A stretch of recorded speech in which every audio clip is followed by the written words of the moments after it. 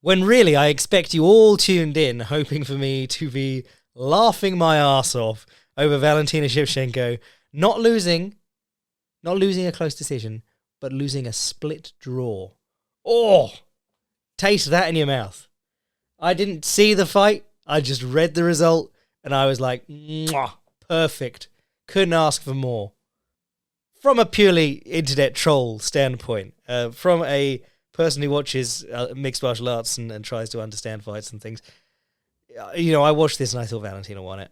I was not impressed by Alexa Grasso. To be honest, I always thought Alexa Grasso was pretty mid anyway. It was kind of like the Holly Holm versus Ronda Rousey thing, where I wrote a big article about all the stuff that Ronda Rousey does that can be exploited and isn't super good, or exploitable habits and errors and things.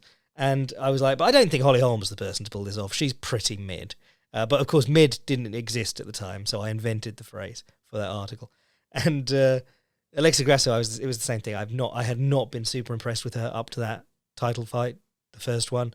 And this one reminded me why. She's not got a lot going on. She'll occasionally do something clever, particularly in her scrambles on the ground, but a 1-2 off both stances, literally about it.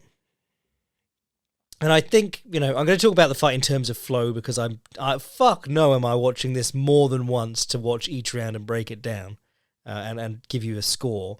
But my overview of the flow of the fight was that Valentina was winning a lot of the exchanges. I didn't see Grasso landing particularly well with her punches. And what I really noticed was where Grasso was able to move her towards the fence several times in the first bout and, obviously capitalize on it when Valentina did something very stupid by the fence and ultimately get the win, and use feints in the double jab to get closer to Valentina without having to kick at the lead leg, miss, and Valentina kick you back with that really stupid slappy outside low kick. You saw it where she did the little step up outside low kick that has no power but scores her points. But in this one, she was just she was standard Valentina opponent. She came out and she's going, well, the distance is pretty long. I bet I can kick that front leg. And then, oh no, it's been pulled away, and she's throwing something back. I was going, you studied this girl and you did really well the first time. Why are you now going to try and low kick her? The one thing that she wants everyone to do all the time.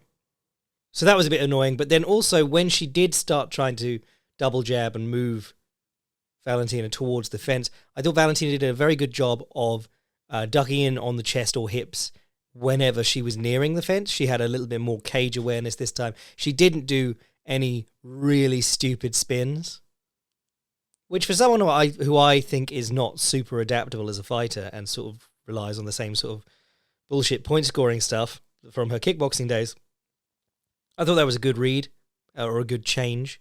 Showed some discipline. Showed that in spite of, after the first fight, she was crying about Grasso cheating and the ref not being fair to her and stuff, but it showed that she did actually learn a bit from the first fight. But yeah, even in the first round, Grasso starts backing her towards the fence. She ducks into the chest, gets the body lock, pulls her tight, takes her down. Grasso's scrambling on the ground looked pretty decent. When I say scrambling, I mean she was just turning her back and getting up, because there was, even when Val was passing her guard the first time and stepping over, there was a moment where she could have bumped her up and tried to get under her into a deep half guard. Something that, Little Nog and Verdum and people made famous, but lots of people who aren't world-class jiu-jitsu players have made good use of the deep half guard just as the opponent is mounting. But instead, she just sort of let her mount and then turned her back. And in the course of Valentina trying to choke her, she shucked her off. She got on top. And that happened a couple of times. Every time Valentina got on her back, Grasso would turn to her knees and shuck her off. Or hula hoop her round, as they say.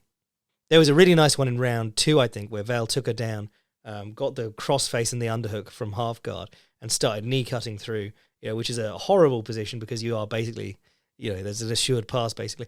And Grasso goes from trying to elbow escape, getting her knee to her elbow to put her back in guard, to just digging her arm all the way through and hitting what's called a ghost escape on the other side. It's called a couple of things, but ghost escape's the one I like because it just sticks in my head. One of the things that surprised me in this one was, whenever Valentina Shevchenko fights someone who used to be a strawweight, she has this enormous edge in physicality. You saw her manhandle Jessica Andrade, who has picked up people at bantamweight. And Grasso looked fine in the clinch with her. She looked good. She looked technical. and strong enough, but also technical. And the one thing that I thought was really missing from Grasso, because she hit some lovely knees to the body in the clinch, and later on she got that front headlock and hit some knees to the head, which was really funny. But I felt like she kept hitting her with these little punches from the collar tie. I was like, turn over an elbow, please. Because Val hit her with a couple of elbows and cut her in the process. And I think all women's MMA fighters should be throwing elbows whenever possible. Someone like Macy Baba, she gets people to the fence, frees her hands, and just swings. Like, she'll turn her head in the same direction that her body's turning. She's got, like, no regard for looking at the opponent while she's doing it, but she gets some power on it, and that's hard to do for a lot of women's MMA fighters. So lack of elbows was a disappointment, but knees was really nice. She chewed her up with some knees to the body. I think the crazy thing is that Valentina Shevchenko hit really clean takedowns, all from the body lock. Or I think she hit a double leg at one point. But, good stuff, well-timed throughout the fight.